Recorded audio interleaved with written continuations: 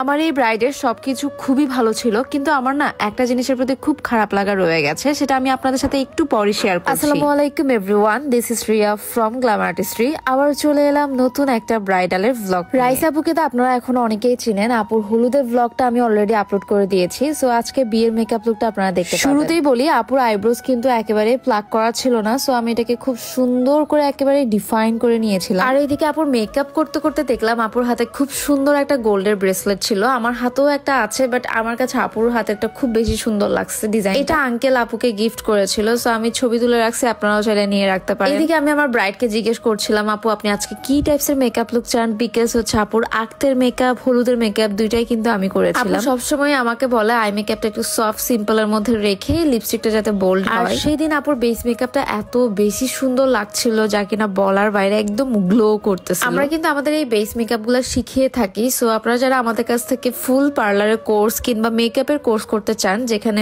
Party and bridal makeup শেখানো হয়ে থাকে, সো আপনারা চাইলে আমাদের কাছে ক্লাস করতে পারেন। অলরেডি অনেকে আপনারা আমাকে জিজ্ঞাসা করছেন যে আপুর এই বেসে কোন ফাউন্ডেশনটা আমি অ্যাপ্লাই করেছি। দেখেন, ফাউন্ডেশন তো আসলে বলা যাবে না, বিকজ হচ্ছে আমরা এখানে অনেকগুলো প্রোডাক্টস মিক্স ম্যাচ করে ইউজ করি, প্লাস আমাদের কিছু সিক্রেট টিপস এন্ড টেকনিক থাকে। চলেন এবার আসি কোন জিনিসটাতে আমার একটু খারাপ লাগা আছে বললাম, সেটা একটু শেয়ার করি। আপুর ফুল আউটফিটটা খুবই বেশি সুন্দর ছিল, ইভেন দো এই আউটফিটটা কিন্তু 80,000 টাকা কস্ট ছিল। কোন ব্র্যান্ড থেকে বা কোনখান থেকে কিনছে সেটা আমি আর প্রমোট করতে চাচ্ছি না, বাট একটা কথাই বলবো যে আপুর আউটফিট তো খুবই সুন্দর, নো ডাউট, বাট আমার একটা কমপ্লেন ছিল আপুর কাছে যে আপু আপনি হিজাবটা কেন গোল্ডেন নিয়েছেন। আপু বলতেছে আপু নাকি লাস্ট মোমেন্টে এন্ডে গিয়ে মিলাইতে পারতেছিল না, সো যেটা পাইছে সেটা নিয়ে নিছে। আমি তো এই নিয়ে আলহামদুলিল্লাহ শত শত ব্রাইড সাজাইছি, কিন্তু আমার একটাই জিনিস মাথায় আসতেছিল বারবার, সেটা হচ্ছে যে ইস আপুর হিজাবটা যদি অন্য কালার হইতো, মেরুন হইলেও খুব ভালো লাগতো আমার কাছে যেটা মনে হচ্ছে, বাট গোল্ডেন হওয়াতে আমার কাছে মনে হচ্ছে আপুর ফেসের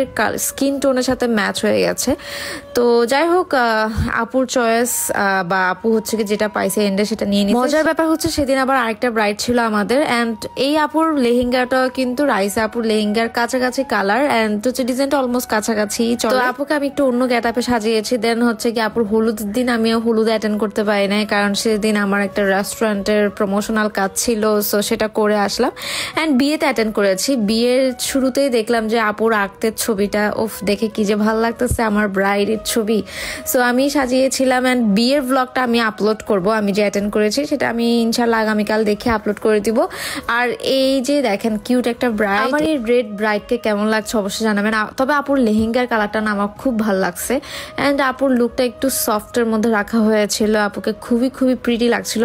মজার ব্যাপার হচ্ছে কি জানেন, আপুর হেয়ার একদমই কম ছিল, বাট আমরা এমনভাবে সেট আপ করে দিয়েছি যে হেয়ার মানে কম সেটা বোঝা যাচ্ছে না। লাস্টে দিয়ে হচ্ছে কি উপরের দিকেও আরেকটু সেট আপ করে দিয়েছিলাম। সো ইয়েস, আমাদের ব্রাইডদেরকে কেমন লাগছে জানাবেন। যারা আমাদের কাছ থেকে বুকিং করতে চান অবশ্যই কিন্তু বুক করে রাখবেন। আল্লাহ হাফেজ।